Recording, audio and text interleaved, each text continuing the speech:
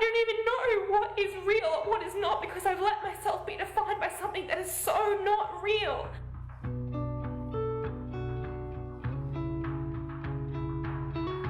Being with people in your real life, hugging people, talking to people, going out into the park, into nature, that is real life. And I didn't do it for the majority of my life because I was just living in a screen.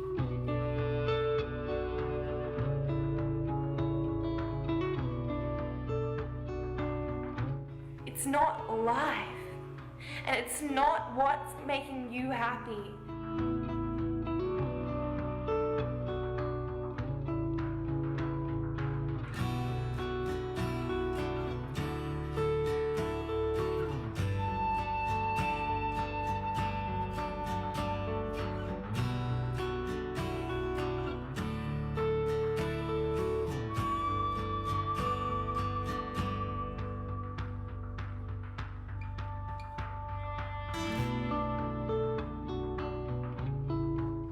The only time I felt better about myself, really, was the more followers, the more likes, the more praise, and the more views I got online. And I'm quitting social media to tell anyone and everyone who's still watching, I was miserable. I work in marketing, and I love social media and how we're all connected. I saw that video last week, and it made me feel that this would be an interesting topic to explore. I guess I'm fascinated by how millions of us use the same platforms each and every day for hours upon hours. Going back to the year 2000, how we interact was really different. And for me, it started with the Nokia 3310, as I'm sure many of you. Putting aside the dodgy polyphonic ringtones, the incredible game that was Snake, and the fact that I had to manually top up credit each and every time, it was the device that, for the first time, connected me via technology. Moving into 2008, I just signed up to Facebook. And a couple of weeks ago, I wanted to check that date, so I went on my Facebook page and looked at my timeline. My early statuses, interactions, and photos were so embarrassing that I couldn't really put any on this board behind me today. So what I'd say is tonight, or later on today, have a look at your own timelines at the beginning, because you will definitely cringe. 7 years since then, and I now post something nearly every single day. If it's not on Facebook, it's not on Twitter, it'll be on Snapchat or another platform.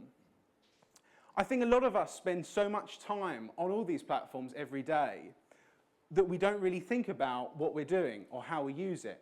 It's kind of a habit. So, as a question, what's the first thing you reach for when you wake up? Now, it's not what you're thinking, any guys. I'm talking about your phone.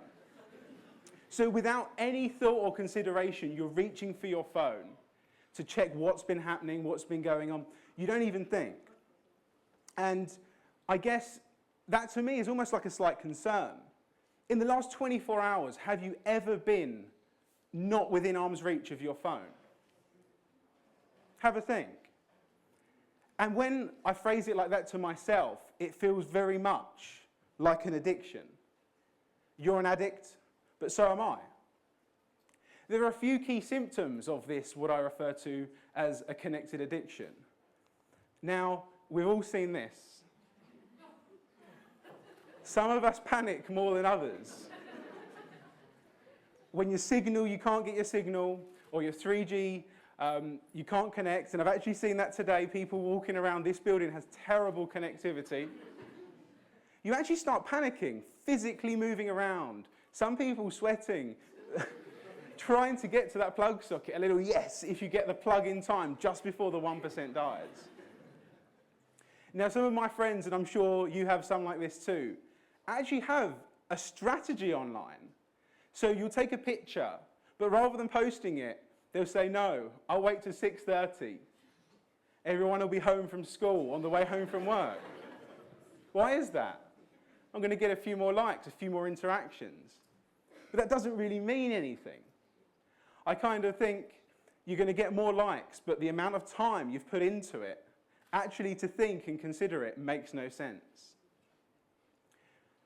This quote's from Fight Club.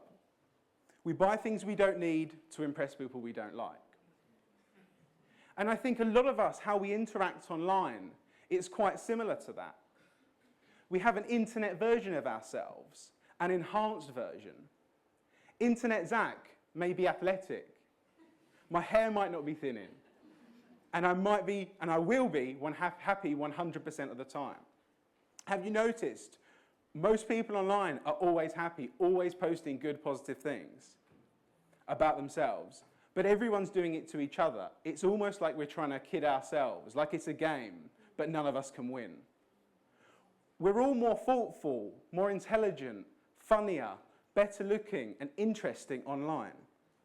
And to me, that doesn't really make sense. So from the hashtag to the humble brag, from the emoji to the selfie, how we communicate is really changing. If we were to go back to 1995, less than 1% of the population was connected to the internet. Today, that's way over 40%. But it's not just the internet that's growing at that speed. The population alone today has grown by 200,000 people just today. And to me, I think there's a concern that as this technology advances, as the internet advances, that we become more connected online, but more emotionally disconnected, that our communication becomes lost in translation. This is a scene that I'm sure a lot of you have seen or been in. You meet up with family and friends at a restaurant, but all you're doing is on the phone. You may as well be in your living room. Are you there to see each other, to enjoy each other's company, or have you just all met for somewhere to sit on your phone? I think the quality time that you could spend together is really missing. And apps like Tinder are really removing the human element from things like dating. Imagine trying to explain that to your grandparents. They actually created real memories, and they weren't focused on what they wanted to share or shout about, what was going to get the most interaction. So, stop focusing on pictures of your cat, basically. Because the reality is, the internet has some massive advantages. From the information available online, where we can further ourselves and our skill sets. We have so much more opportunity, from starting a business in the bedroom to sharing our story with the world. And if we so wish, we can easily help others at the touch of a button. So what I really want to do for anyone that claims they're not an addict is leave you with a question. If I took your phone off of you right now and you couldn't have it back, how would you feel? Thank you.